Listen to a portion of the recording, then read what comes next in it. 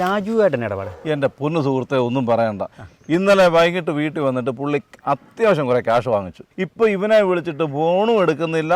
എന്നെ ഒന്ന് തിരിച്ചു വിളിക്കണ്ടേ? അതുമില്ല. അല്ല നിങ്ങൾ എൻ്റെ പൊന്നു ചേട്ടാ, ഇത് തന്നെയാണ് എൻ്റെ അവസ്ഥ. ഹലോ ചേട്ടാ, ഈ രാജുവിൻ്റെ വീട് അറിഞ്ഞോ? ബാ, ഇവിടെ ആരും ഇല്ലെന്ന് തോന്നുന്നു കേട്ടോ. എന്നാ പിന്നെ പോയേക്കാം. ആരും ഇല്ലേ? നിങ്ങളാരാ? എനിക്ക് രാജുവിനെ ഒന്ന് കാണണമായിരുന്നു. ചേട്ടനപ്പുറത്തുണ്ട്. സമാധി അച്ഛോ, അമ്മയെന്നല്ലേ പറയണ്ടേ? ഇത് വേണ്ട, എനിക്ക് അച്ഛൻ്റെ പറയാൻ പറ്റുള്ളൂ. ഇത് നടക്കത്തില്ല. എനിക്കെന്റെ കാശ് വേണം. ഇവനെ പൊളിച്ച് വെളിച്ചാടിക്കണം. പോലീസിനെ വിളിക്കണു. ആഹാ, പോലീസിനെ വിളിക്കാനൊന്നും പറ്റില്ല. ഇതെങ്ങാനും പൊളിച്ചാ ഞാൻ പ്രാണാഹുതി ചെയ്ത് ബ്രഹ്മത്തിലേക്കും. ഇതെന്നാടാ പുതിയൊരായിട്ടും. ഏത് നേരത്താണോ അവന് കാശ് കൊടുക്കാൻ തോന്നിയത്? ഓ, നേരത്തിന്റെ കാര്യം പറഞ്ഞപ്പോഴാ. ഇപ്പൊ സമയം എന്താ ചേട്ടാ? 10 മണി.